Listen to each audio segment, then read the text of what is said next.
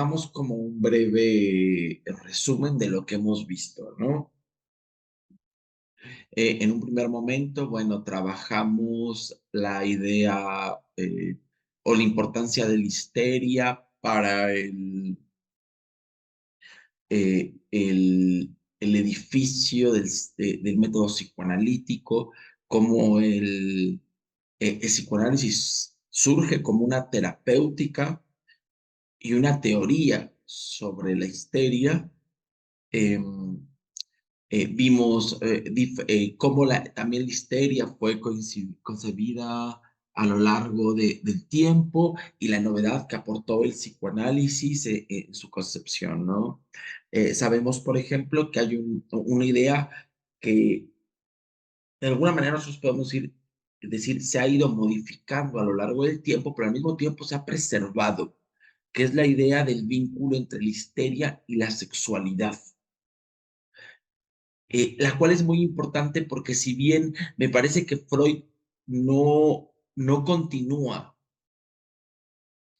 con, con las hipótesis que se venían sosteniendo sobre la histeria desde hace por lo menos 2500, 2800 años, sí continúa con el vínculo que hay entre histeria y sexualidad. Lo que pasa es que el vínculo que Freud propone entre histeria y sexualidad es distinto o tiene un aire renovado, ¿no? No es el vínculo original que habían localizado, por ejemplo, ya los antiguos, o que había propuesto más bien los antiguos egipcios, porque sabemos nosotros que histeria viene del griego histerón, histerón quiere decir útero, porque la histeria se consideraba como el mal del útero errante.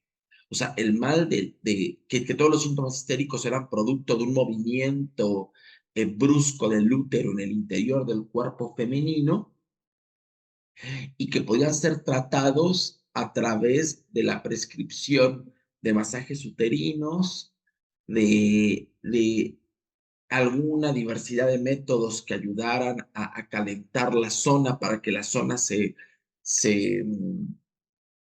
uterina se tranquilizara y regresara a su posición adecuada y original, como vapores, baños de agua caliente, etcétera, ¿no? Hasta la proscripción de relaciones sexuales. Sabemos que esas teorías, de alguna u otra manera, eh, tienen muy vieja data y llegan hasta la época de Freud. De hecho, en las primeras, en las primeras sesiones que trabajamos, en las diapositivas que yo les mostré, había algunas ilustraciones de finales o mediados del siglo XIX, donde se veía todavía aplicando esa diversidad de métodos para reacomodar el útero. Además de que, bueno, se suponía en aquel momento que la histeria era patrimonio del sexo femenino.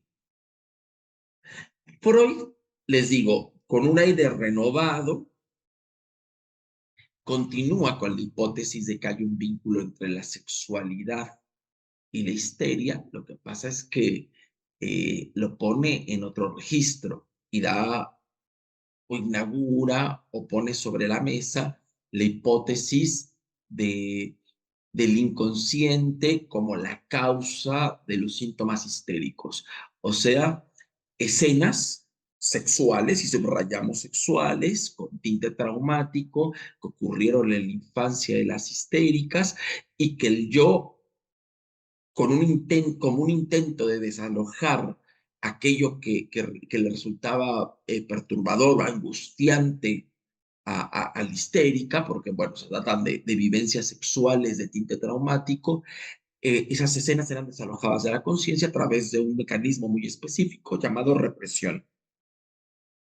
Represión o esfuerzo de desalojo. De hecho, bueno, yo no hice este comentario, retomo esta suerte de resumen para hacerlo en este momento, porque en su momento lo dejé pasar, pero la palabra que utiliza Freud en alemán para dar cuerpo al concepto de represión es Verdrängung. ¿Qué quiere decir Verdrängung en alemán? Se los digo porque, por ejemplo, nosotros sabemos que hay dos versiones de las obras completas en alemán, de las obras completas de Freud.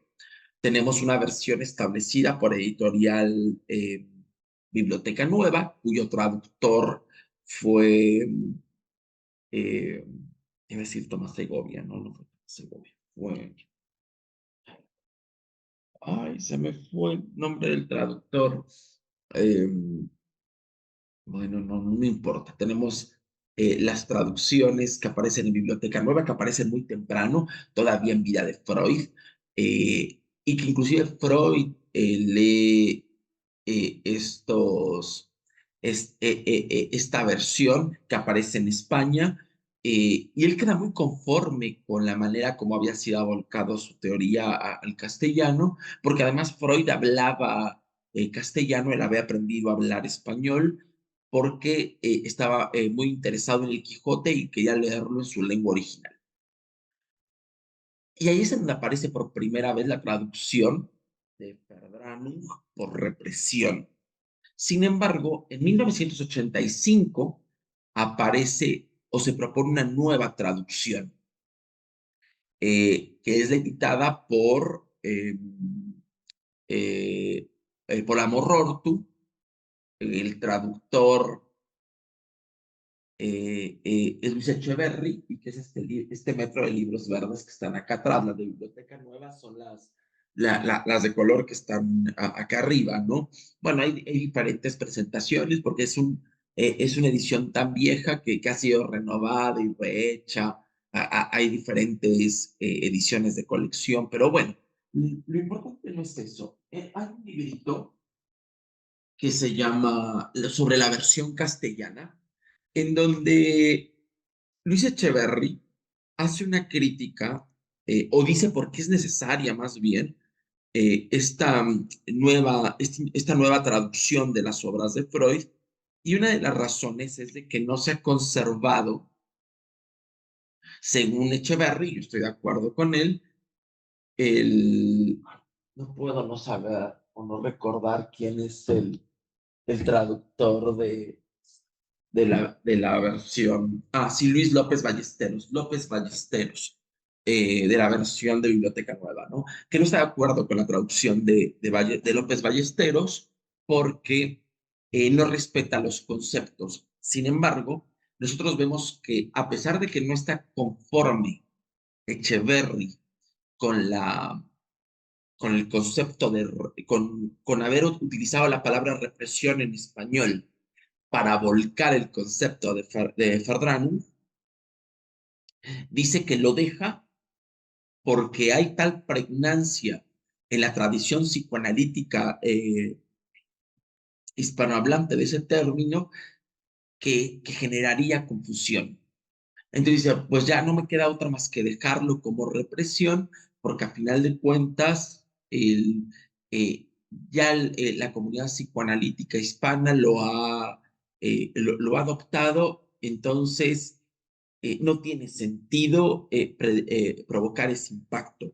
Pero quería leerles un poquito lo que dice respecto de la represión para que entendamos más o menos la idea que aporta la palabra en alemán, Verdrängung. Eh, de hecho, aquí, a ver,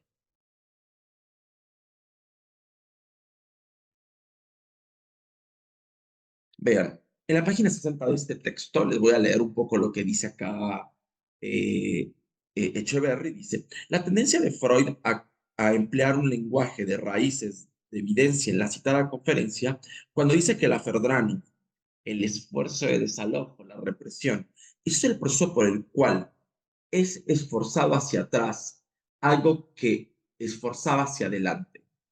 Esto y los pasajes de más allá del principio del placer en que se hacían jugar derivas de Dranek nos muestra otra vez que el núcleo de significación ha de situarse justamente en esta noción. Espérenme,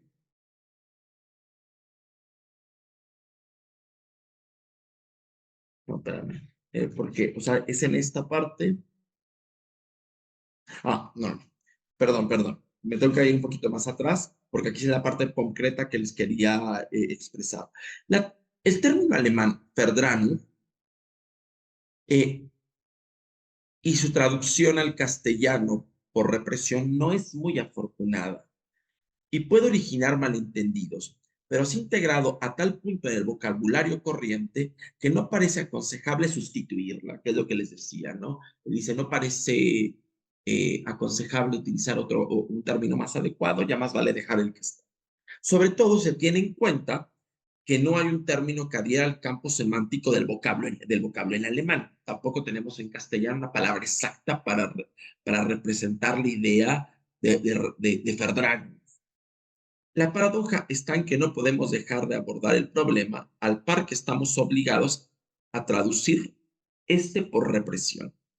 Nos limitamos a incluir en los textos entre llaves a continuación el término, las expresiones desalojo, esfuerzo de desalojo o esfuerzo de suplantación según los casos. Es lo que a continuación sabrá de justificar. Y él presenta una justificación de por qué.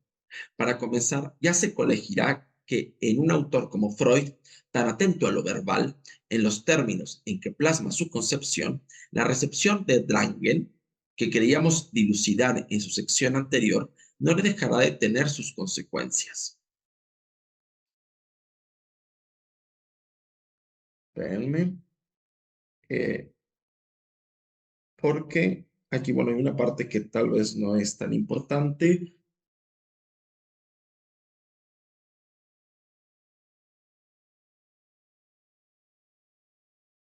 Ok. Acá se va a entender un poquito más a lo que refiere a lo que debemos entender por represión y concepto o Verdrängung en alemán. Cuando decimos que un pensamiento preconsciente es reprimido y entonces el inconsciente lo recibe, esta imagen tomada del círculo de representaciones de la lucha por un terreno, o sea, piensen en un terreno en donde el, hay una serie de representaciones que luchan por ocupar ese terreno. Piensen en un terreno donde hay paracaidistas que quieren ocupar, o que caen paracaidistas más bien que intentan ocupar ese terreno. Los paracaidistas son aquellos que llegan y ocupan terrenos que están vacíos y que aparentemente no tienen un dueño, que sí lo tienen y que es muy difícil de desalojarlos. Entonces piensen, esfuerzo de desalojo en relación a esto, a un terreno que es ocupado y que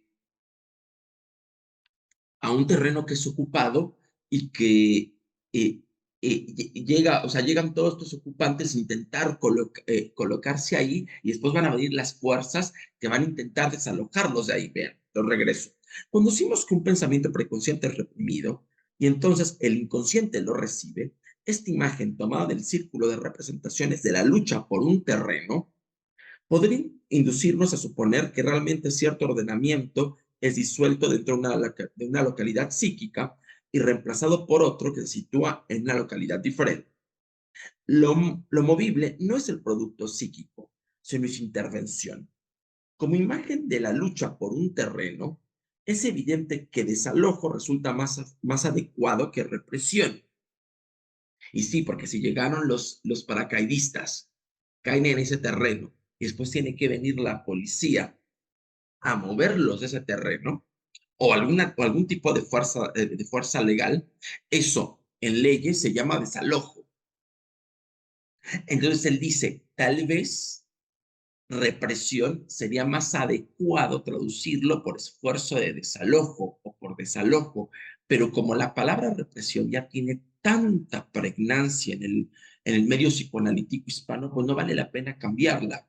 Entonces más vale, cuando yo necesito ser preciso, poner entre corchetes esfuerzo de desalojo, esfuerzo de suplantación o desalojo. Entonces le digo, como la imagen de la lucha por un terreno es evidente que desalojo resulta más adecuada que represión. Lo mismo en aquel otro símil que Freud usó cierta vez, el del perturbador dentro de una sala de conferencias que es desalojado. Son alguien que está ahí dentro de la sala de conferencias o dentro de un lugar y que hay que sacarlo de ese lugar porque está perturbando la paz de ese lugar. Hay que desalojarlo, hay que sacarlo.